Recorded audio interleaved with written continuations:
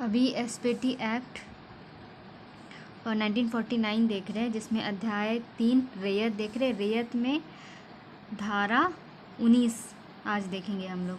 तो जोत का विभाजन तथा लगान का वितरण। जोत का विभाजन तथा उसके लगान का वितरण जमींदार तथा ग्राम प्रमुख या रैयत की सहमति से होगा। मान लीजिए कोई जोत है, कोई ज़मीन है,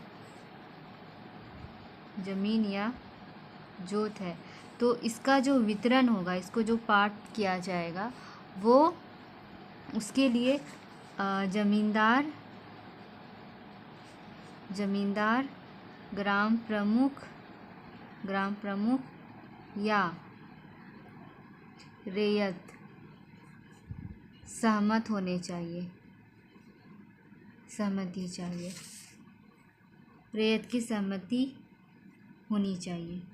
दूसरा स्टेटमेंट में कहा गया है कि न्यायालय के आदेश या अन्य प्रकार से जोत बंटवारा उपविभाजन का विषय हो, मतलब जोत के बंटवारा से संबंधित हो, मतलब ज़मीन के बंटवारे से संबंधित हो या उपविभाजन से संबंधित हो, और बंटवारा में शामिल पक्ष और बंटवारा में जो पक्ष शामिल है आपसी समझौते से तथा भूस्वामी ग्राम प्रमुख या मूल रैयत की सहमति से जोत के लगान के वितरण में असमर्थ हो। इसका मतलब है कि जो भी पक्ष है आपस में लगान के वितरण में असमर्थ है, मतलब वो लगान कितना लेना है इसको लेकर के क्लियर नहीं हो पा रहे हैं। तो ऐसे सिचुएशन में क्या होगा, उस पक्ष में कोई भी व्यक्ति लगान के वितरण हेतु उपायुक्त को आवेदन दे सकता है।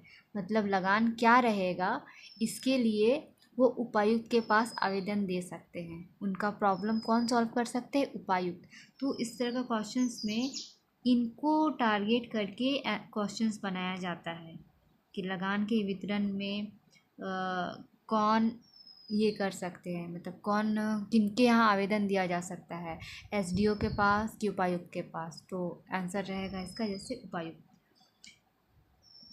उपायुक्त को किसी कार्यवाही के किसी पक्ष को खर्चा दिलाने का अधिकार है।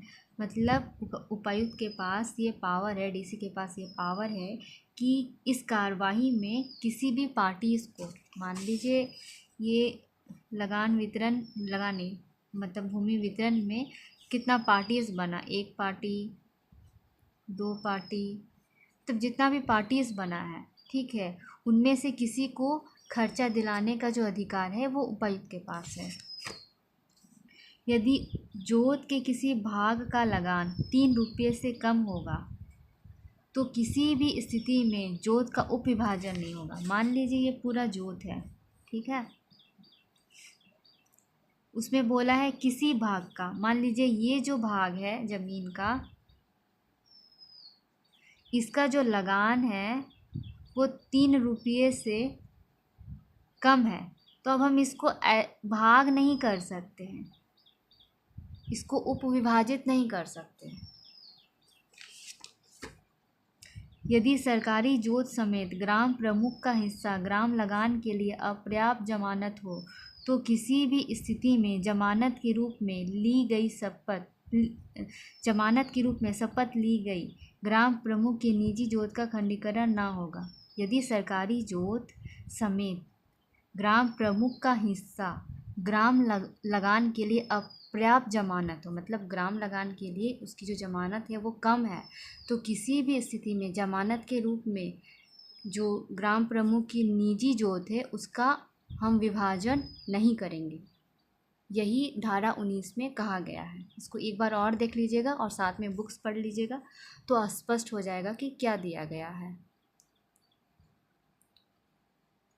20 के लिए अलग से बनाएंगे वीडियो, क्योंकि ये सब 20 भी बहुत बड़ा ये है, धारा है।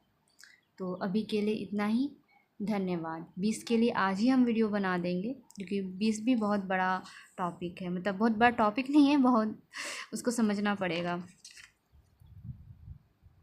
तो धन्यवाद, लाइक शेयर और सब्सक्राइब कर दीजिएगा जैसे हम हमेशा बोलते हैं।